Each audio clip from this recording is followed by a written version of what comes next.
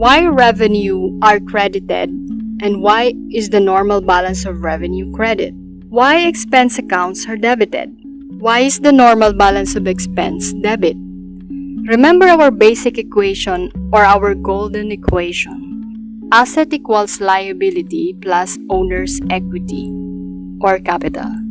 And remember also that if we expand owner's equity or our capital, it will be equal to OE or the owner's equity equals beginning OE plus investment during the period plus net income or minus net loss minus the drawing.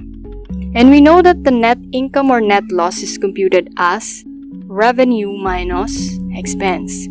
Then, owner's equity equals beginning OE plus investment during the period plus revenue minus expense minus drawing. Now let me ask you, what again is the normal balance of owner's equity or the capital?